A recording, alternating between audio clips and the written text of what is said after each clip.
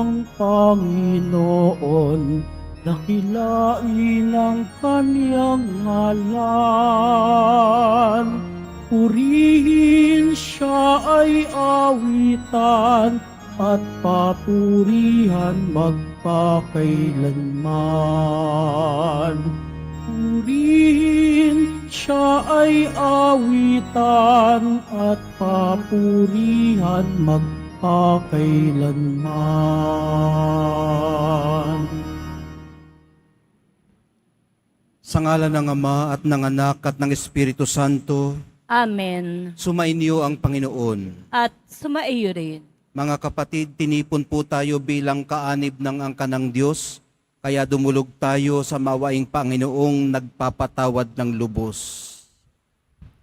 Sinugong tagapagpagaling sa mga nagsisisi, Panginoon, kaawaan mo kami. Panginoon, kaawaan mo kami. Dumating na tagapag-anyayang mga makasalanan ay magsisi, Kristo, kaawaan mo kami.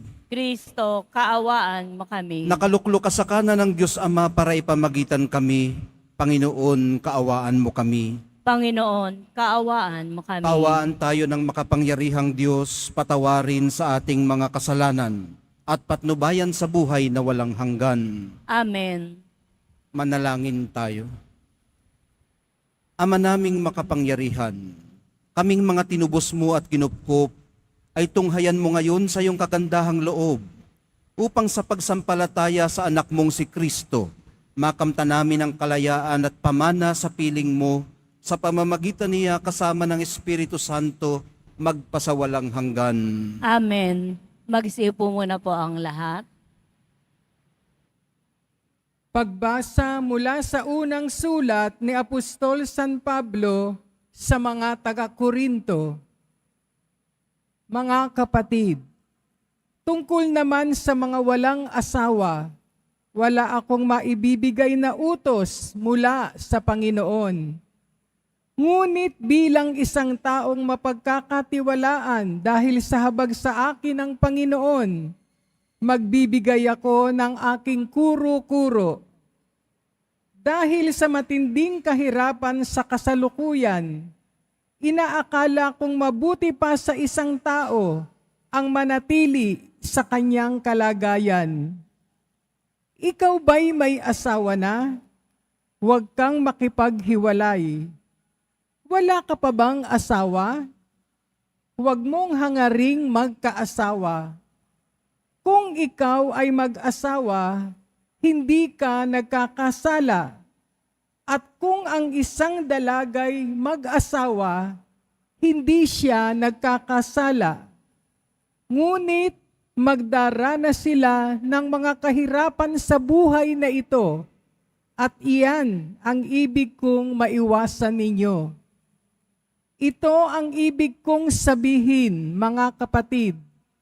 Malapit na ang takdang panahon, kaya't mula ngayon, ang may asawa'y mamuhay na parang walang asawa, ang mga nananangis na parang di nananangis, ang mga nagagalak na parang di nagagalak, ang mga namimili na parang walang ari-arian, at ang mga nagtatamasa sa sanlibutan ito na parang di nila ito alintana.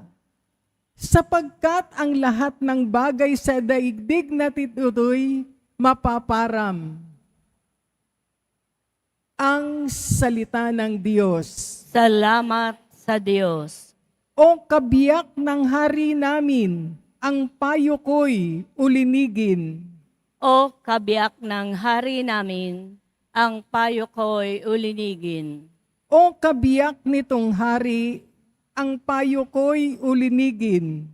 Ang lahat mong kamag-anak at ang madla ay limutin. Sa taglay mong kagandahan, ang hari ang paibigin. Siya'y iyong Panginoon, marapat na iyong sundin. O kabiyak ng hari namin, ang payo ko'y ulinigin. Ang prinsesa sa palasyo'y pagmasdan mo't anong ganda. Sinulid na gintong-ginto ang niyaring damit niya. Sa makulay niyang damit, sa hari ay pinapunta. Haharap sa haring yaong, mga abay ay kasama. O kabiyak ng hari namin, ang payo ko'y ulinigin. Sama-samang masasaya, ang lahat ay nagagalak. Na pumasok sa palasyo at sa hari ay humarap. Darami ang iyong supling sa daigdig maghahari. Kapalit ng ninuno mo sa sinundang mga lahi. O kabiyak ng hari namin, ang payo ko'y ulinigin. Magsitayo na po ang lahat.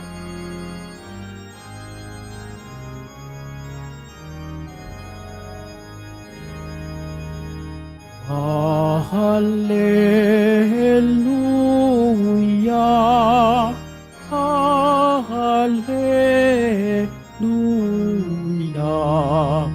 Hallelujah, Hallelujah.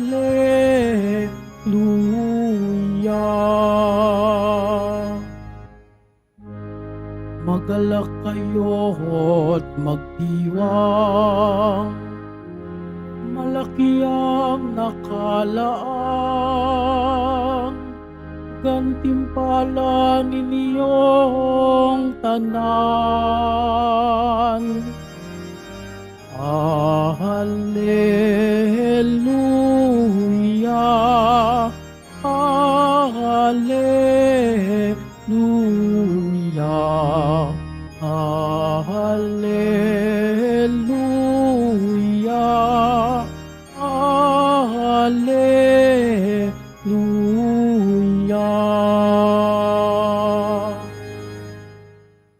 Sumainyo ang Panginoon. At sumaiyo rin. Ang mabuting balita ng Panginoon ayon kay San Lucas. Papuri sa iyo, Panginoon. Noong panahong yun, tumingin si Jesus sa mga alagad at kanyang sinabi, "Mapalad kayong mga dukha, sapagkat ang Diyos ang maghahari sa inyo. Mapalad kayong mga nagugutom ngayon, sapagkat kayo'y bubusugin. Mapalad kayong mga tumatangis ngayon, sapagkat kayo'y magagalak. Mapalad kayo kung dahil sa anak ng tao kayo'y kinapopuotan, ipinagtatabuyan, at inaalimura ng mga tao, at pati ang inyong pangalan ay kinasusuklaman. Magalak kayo at lumukso sa tuwa kung ito'y mangyari, sapagkat malaki ang inyong gantimpala sa langit. Gayon din ang ginagawa ng kanilang mga ninuno sa mga propeta. O gayon din ang ginawa ng kanilang mga ninuno sa mga propeta. Ngunit sa aba ninyong mayayaman ngayon, sapagkat nagtamasa na kayo ng kaginhawahan. Sa aba ninyong mga busog ngayon, sapagkat kayo'y magugutom. Sa aba ninyong nagsisitawa ngayon, sapagkat kayo'y magdadalamhati at magsisitangis. Sa aba ninyo kung kayo'y pinupuri ng lahat ng tao, sapagkat gayon din ang ginawa ng kanilang mga ninuno sa mga bulaang propeta. Ang mabuting balita ng ating kaligtasan. Pinupuri ka namin, Panginoong Heso Kristo. Magandang umaga po sa inyong lahat. Magandang umaga, Father. Kahapon, pagbaba ni Jesus sa burol, kahapon yun ang binasa natin. Umakyat siya sa burol, nagdasal siya doon magdamag. Pumili siya ng 12 mga apostoles. Tapos bumaba siya sa plain o yung patag na lugar. At nangaral siya doon, nagpagaling din ng mga may sakit. Ito pong binasa natin ngayon sa Ebanghelyo, ang kanyang pangaral. Ito pong tinatawag na Sermon on the Plain. At mapapansin natin na mayroon siyang binabanggit na 4 na mapalad kayo. At 4 din na sa aba ninyo.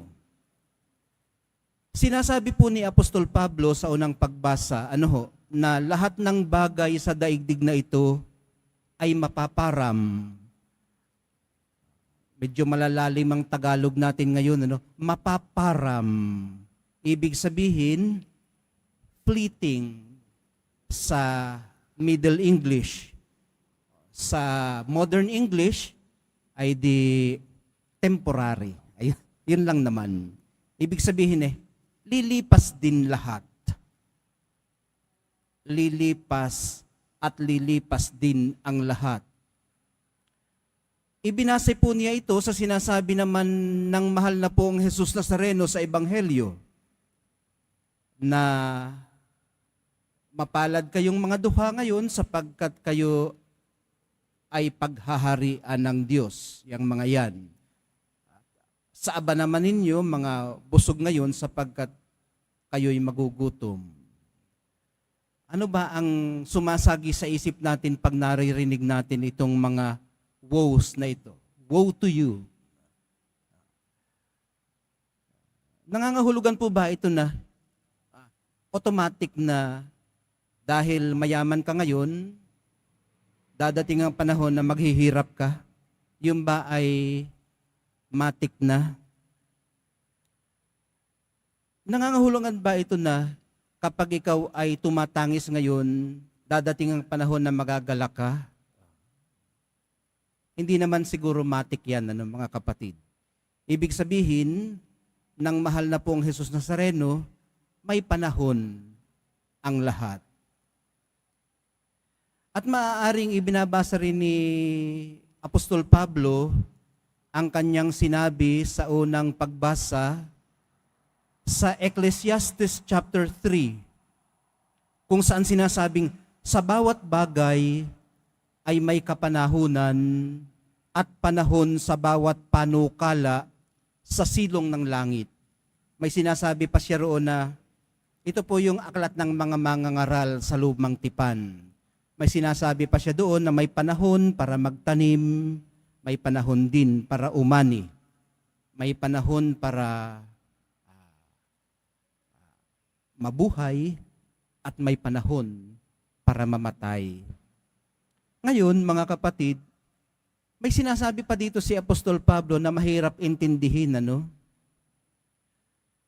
Sa bandang huli ng unang pagbasa, sabi niya, sa pagpapaliwanag pa ito, ipinaliwanag niya pero mas hindi ko maintindihan.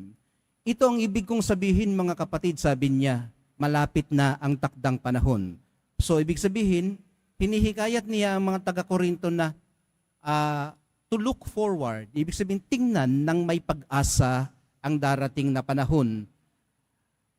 May mag-asawang mamumuhay na parang hindi mag-asawa. Sinasabi niya, paano ba yun? Ibig sabihin siguro, yung mag-asawa na naging parang magkapatid sa kanilang pagtanda.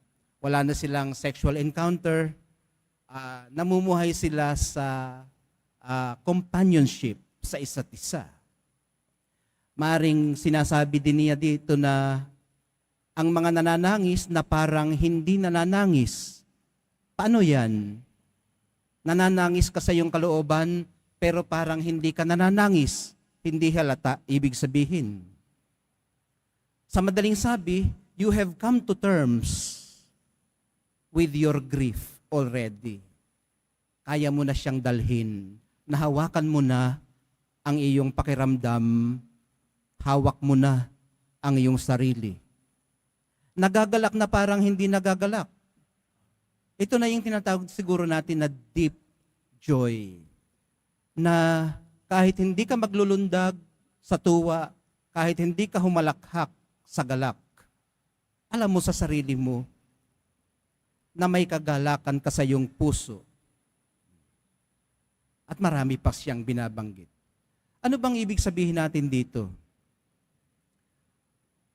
Paano po natin ito i-appropriate sa ating kapanahunan ngayon?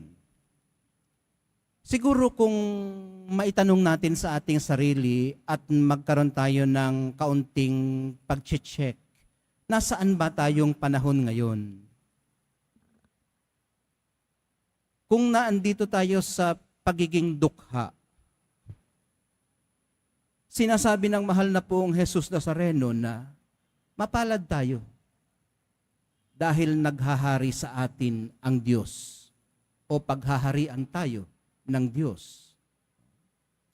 Kung naandito tayo sa pagtawa ng walang pakundangan, pagse-celebrate ng walang habas at the expense ng iba, huwag tayong kakampante. Huwag tayong masyadong masanay. Dahil ganun siguro talaga. Hindi man ito direktang o matik na epekto o resulta, pero maaaring talagang may panahon ang lahat. Pag-asa ito para sa mga nagdurusa ngayon, sa mga naghihirap ngayon. Warning naman ito sa mga nagdiriwang ngayon. Ang banggit natin kanina at gusto ko lang bigyang diin, wag lang po tayong masyadong masanay na nananagana. Halimbawa, alalahanin natin ang kasalatan. Dahil baka maaaring maubos din ang ating mga tinatamasa. Sa iba, maaaring matagal pa bago maubos. Sa iba pa, maaaring agad-agad nang mauubos. Pero wag din naman tayong masyadong masanay sa kasalatan at baka hindi na tayo umasa sa kasaganaan. Ma-defeat na ang ating hope. Masyado na tayong natututong humalakhak o tumawa sa ating miserableng kalagayan. Yun ho ang pinakamasakit. The greatest agony of all is to laugh in misery.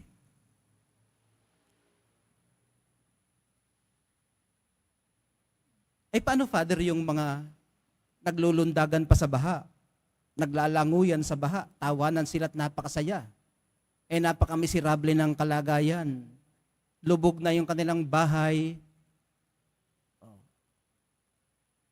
yung mga properties nila ay binahan na, bakit sila nakakatawa pa? Yun naman ang tinatawag natin, mga kapatid, na resiliency. Malakas tayo dyan, mga Pinoy. Hindi tayo agad-agad nagagapi o naigugupo ng mga ganyang karanasan sa buhay. Resiliency. Pagbangon pagkatapos ng unos. Parang kawayan. Kamangha-mangha yung mga punong kahoy na matitibay, pero pag dumating ang unos, nababali ang sanga, nahuhugot ang ugat, natutumba. Pero katulad ng mga kawayan, mga mahahabang halaman, tumutungo lang sila. Pag nakalampas ng unos, bumabangon muli. Mga kapatid, umiikot ang buhay. Manatili lang po tayong nakakapit sa katotohanan ito para hindi tayo mag-drift away. Ano po bang ibig sabihin natin ng mag-drift away? Ito po yung sinasabi nga sa iba pang mga teksto na sinisiklot-siklot na lamang ng alon. Dinadala ng hangin kung saan niya ibig. Wala nang direksyon. Para hindi tayo mag-drift away, kinakailangan po nating maunawaan kahit papaano ang ating sitwasyon. At maunawaan na sa kabila o pagkatapos ng ating dinaranas ngayon, mayroon tayong pag-asa. Yung mga nagdi-drift away sila, yung mga nahuhulog sa siwang ng lipunan. They fall into the cracks of society. Hindi natin sila itinutulak doon, pero yung pag-give up nila sa buhay, nahuhulog sila sa mga butas, nasisilat sa mga lubak, naiipit sa gitna dahil hindi makapagpasya, napapasadsat sa laylayan. Ang pagiging mapalad nawa ng iba ay hindi dapat at the expense ng pagiging aba ng iba pa. Ulitin ko lang po yun para bigyang diin, maaga pa naman. Ang pagiging mapalad nawa ng iba ay hindi dapat at the expense ng pagiging aba ng iba pa. Ito po yung hanggat maaari ay pamumuhay, yun pong tinatawag natin na mutual coexistence. Kung nabubuhay ka, harinawa naman, nabubuhay din ako. Na hindi ko kailangang mamatay para mabuhay ka. Na hindi ko kailangang maging busabos para managana ka. Tandaan po natin mga kapatid na may dignidad ang bawat tao. Kailangan nating itaguyod ang dignidad na ito. Paano po ba natin masasabi na ito at taguyod na natin ang dignidad ng ating kapwa at ng ating sarili? Pag iginagalang po natin ang kanilang karapatan. At ang ating karapatan, karapatang mabuhay, karapatang itaguyod ang buhay na ito, karapatan na masustain ang buhay na ito. Ibig sabihin, para masustain ang buhay na ito, kailangan mayroon siyang hanap buhay na maayos. So, ibig sabihin, pag meron tayong kapwa-tao na parang vulnerable, pwede ko itong abusuhin. Wag naman. Naghahanap buhay yan. Igalang natin ang kanyang dignidad. Pwede ko itong hut-hutan. Wag naman. Pinaghihirapan niya iyan. Hindi iyan sa'yo. Wag mong kunin ang hindi sa'yo.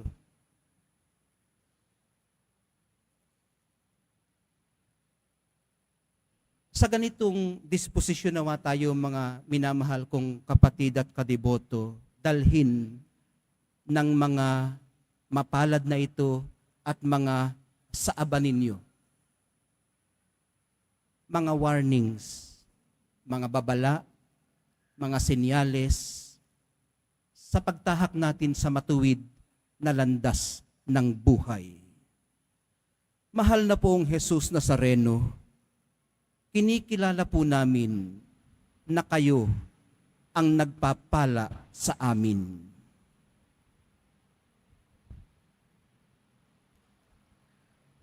Magsitayo na po ang lahat.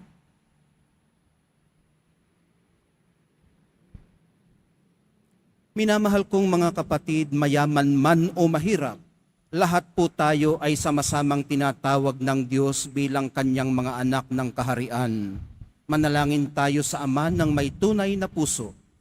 At sa bawat pagdalangin ng atin pong tugon, Diyos ng pagpapala, lingapin mo kami. Diyos ng pagpapala, lingapin mo kami. Ang simbahang dumaranas ng pag-uusig, naway patuloy na kumapit sa pananampalataya at tipunin ang lahat sa pagkakaisa. Manalangin tayo. Diyos ng pagpapala, lingapin mo kami.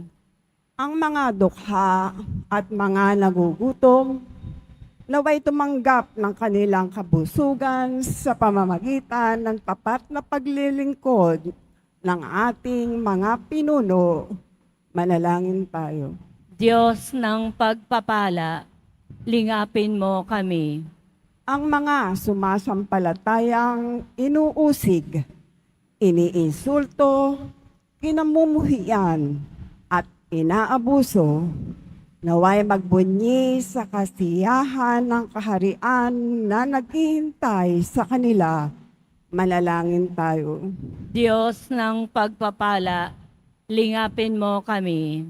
Ang mga may sakit at matatanda, naway makadama ng kasiguruhan sa pamamagitan ng ating pag-ibig at pag-aaruga sa kanila. Manalangin tayo. Diyos ng pagpapala, lingapin mo kami. Ang mga tapat na yumao, naway tumanggap ng habag ng Panginoon sa tulong ng ating mga panalangin. Manalangin tayo. Diyos ng pagpapala, lingapin mo kami. Sa sandaling katahimikan ng ating puso, walang sawa nating iakyat sa krus at ilapag sa dambana ng Nazareno. At lakas loob tayong humiling sa Kanya para sa ating mga personal na kahilingan at yung mga ipinagbilin sa atin ng ating mga mahal sa buhay sa pagsisimba natin dito sa Quiapo.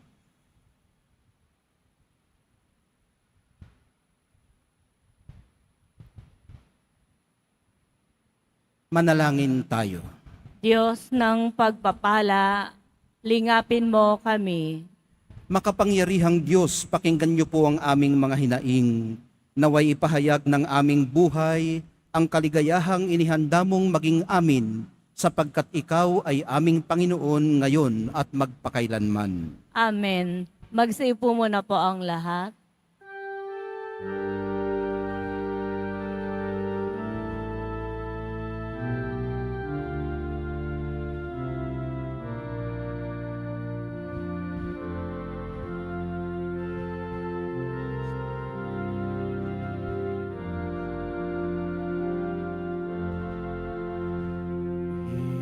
Itong tinapay at alak na mula sa'yo, muling ihahain sa kabutihan mo.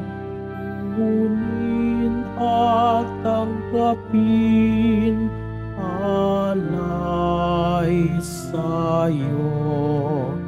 Pasasalamat ng puso.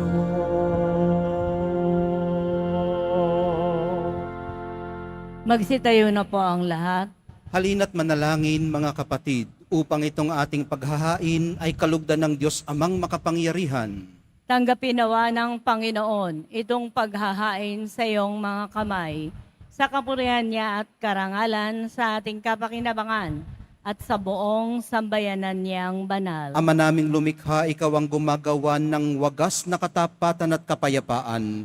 Ipagkaloob mong ang iyong kadakilaan ay aming handugan, ng iyong minamarapat na aming maialay, at naway magkaisa kami sa pakikinabang sa banal na paghahaing ngayoy ipinagdiriwang sa pamamagitan ni Hesukristo kasama ng Espiritu Santo, magpasawalang hanggan. Amen. Sumainyo ang Panginoon. At sumaiyo rin. Itaas sa Diyos ang inyong puso at diwa. Itinaas na namin sa Panginoon. Pasalamatan natin ang Panginoong ating Diyos. Marapat na siya ay pasalamatan. Ama naming makapangyarihan, tunay ngang marapat na ikaw ay aming pasalamatan.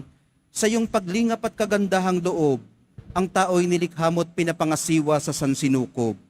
Sa hangad mong siya'y iwastong lubos, siya'y pinagdusa mo sa kanyang pagtalikod. Sa iyong paggiliw, iyong ipinahintulot, na makabalik siya sa pamamagitan ni Kristo Jesus.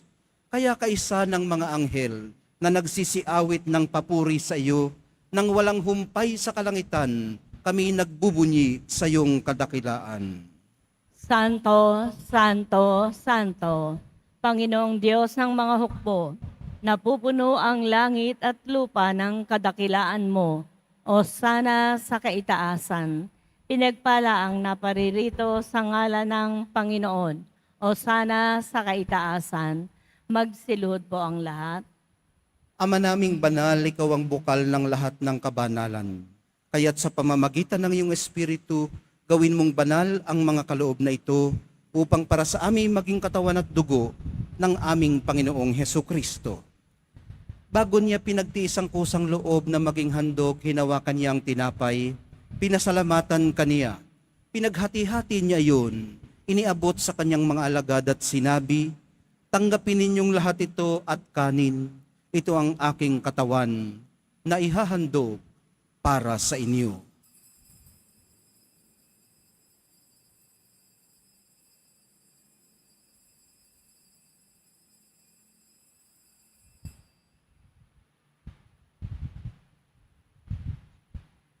Gayon din naman noong matapos ang hapunan, hinawakan niya ang kalis. Muli kanyang pinasalamatan. Iniabot niya ang kalis sa kanyang mga alagad at sinabi, "Tanggapin ninyong lahat ito at inumin. Ito ang kalis ng aking dugo, ng bago at walang hanggang tipan. Ang aking dugo na ibubuhos para sa inyo at para sa lahat, sa ikapagpapatawad ng mga kasalanan. Gawin ninyo ito sa pag-alaala sa akin."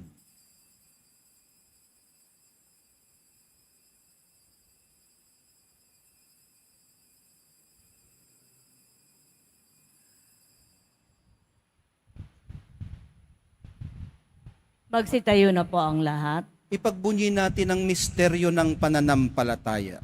Si Kristo'y namatay, si Kristo'y nabuhay, si Kristo'y babalik sa wakas ng panahon. Ama, ginagawa namin ngayon ng pag-alala sa pagkamatay at muling pagkabuhay ng iyong anak. Kaya tiniaalay namin sa iyo ang tinapay na nagbibigay buhay at ang kalis na nagkakaloob ng kaligtasan. Kami nagpapasalamat dahil kami iyong minarapat na tumayo sa harap mo para maglingkod sa iyo. Isinasamo namin kaming magsasalo-salo sa katawan at dugo ni Kristo ay mabuklod sa pagkakaisa sa pamamagitan ng Espiritu Santo. Ama, lingapin mo ang iyong simbahang laganap sa buong daigdig. Puspusin mo kami sa pag-ibig, kaisa ni Francisco na aming Santo Papa at ni Jose na aming Arsobispo, ng lahat ng mga obispo at kaparian at ng iyong piniling sambayanan. Alalahanin mo rin ang mga mahal namin sa buhay na nahimlay, nang may pag-asang sila'y muling mabubuhay, gayon din ang lahat ng mga pumanaw. Kaawaan mo sila at patuloyin sa iyong kaliwanagan. Kaawaan mo at pagindapatin kaming lahat na makasalo sa iyong buhay na walang wakas. Kaisa ng mahal na Birheng Maria na ina ng Diyos, ng kabiyak ng puso niyang si San Jose, kaisa ng mga apostol ni San Juan Bautista at ng lahat ng mga banal na namuhay dito sa daigdig ng kalugod-lugod sa iyo. May pagdiwang nawa namin ang pagpupuri sa ikararangal mo sa pamamagitan ng iyong anak na aming Panginoong Heso Kristo. Sa pamamagitan ni Kristo, kasama niya at sa Kanya, ang lahat ng parangal at papuri ay sa iyo, Diyos Amang makapangyarihan, kasama ng Espiritu Santo, magpasawalang hanggan. Amen. Sa tagubili ng mga nakagagaling na utos at sa turo ni Jesus na Panginoon natin at Diyos, ipahayag po natin ang lakas loob. Ama namin, sumasalangit ka. Sambahin ang ngalan mo. Mapasa amin ang kaharian mo. Sundin ang loob mo dito sa lupa para ng salangit. Bigyan mo kami ngayon ng aming kakanin sa araw-araw at patawarin mo kami sa aming mga sala para ng pagpapatawad namin sa nagkakasala sa amin. At huwag mo kaming ipahintulot sa tukso at iadya mo kami sa lahat ng masama. Hinihiling po namin kami iadya sa lahat ng masama, pagkalooban ng kapayapaan araw-araw, iligtas sa kasalanan at ilayo sa lahat ng kapahamakan, samantalang aming pinananabikan ang dakilang araw ng pagpapahayag ng tagapagligtas naming si Heso Kristo. Sapagkat iyo ang kaharian at ang kapangyarihan at ang kapurihan magpakailanman. Amen. Panginoong Heso Kristo, sinabi mo sa iyong mga apostol, kapayapaan ang iniiwan ko sa inyo, ang aking kapayapaan ang ibinibigay ko sa inyo. Tunghayan mong aming pananampalataya at wag ang aming pagkakasala. Pagkalooban mo kami ng kapayapaan at pagkakaisa ayon sa iyong kalooban, kasama ng Espiritu Santo, magpasawalang hanggan. Amen. Ang kapayapaan ng Panginoon ay laging sumainyo. at sumaiyo rin. Magbigayan po kayo ng kapayapaan sa isa't isa.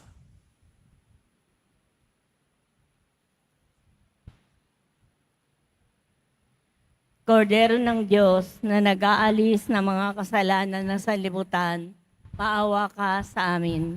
Kordero ng Diyos na nag-aalis ng mga kasalanan ng sanlibutan, maawa ka sa amin.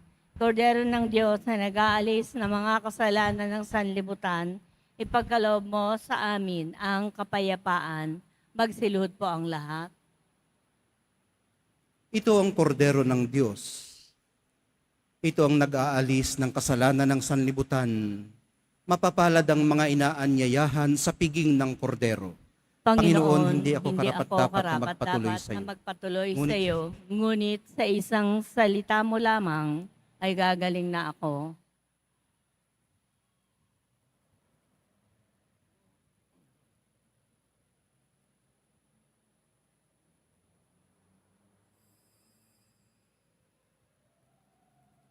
Para po sa lahat ng tatanggap ng banal na komunyon, sasagot po tayo ng amen. Pagkasabi po ng pari o ng lay ministers ng katawan ni Kristo, at isubo po agad sa bibig bago umalis sa harapan ng pari o ng lay ministers.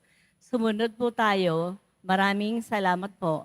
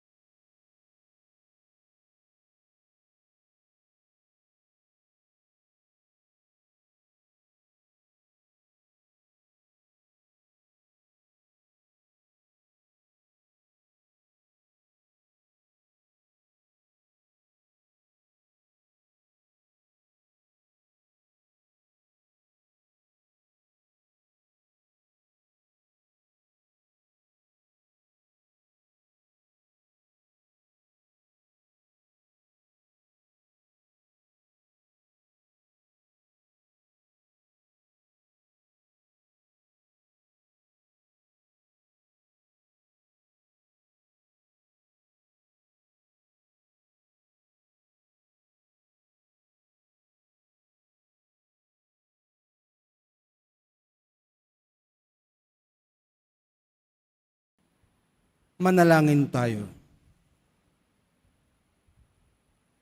Ama naming mapagmahal, kaming inanyayahan mong magsalo sa iyong salita at piging na banal, ay iyong pinalalakas at binubuhay.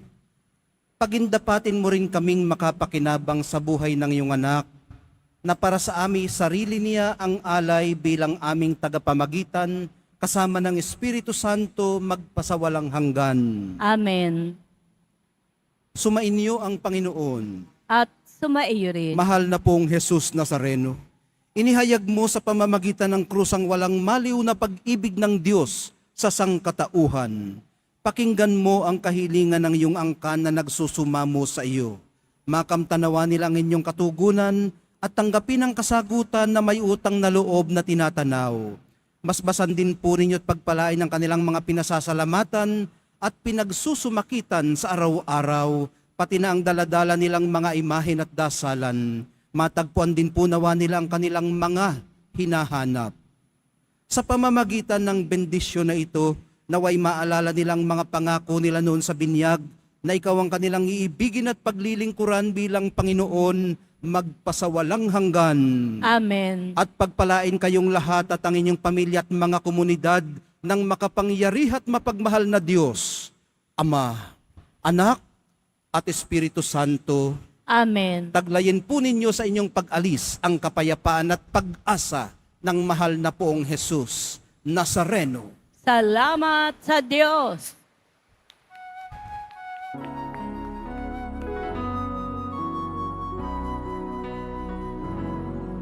Nuestro Padre Jesus Nazareno, sinasamba ka namin. Pinipintuho ka namin. Aral mo ang aming buhay at kaligtasan. Nuestro Padre Jesus Nazareno, iligtas mo kami sa kasalanan. Ang krus mong kinamatayan ay sagisag ng aming kaligtasan. Nuestro Padre Jesus Nazareno, dinarangal ka namin. Nuestro Padre Jesus Nazareno, niluwalhati ka namin.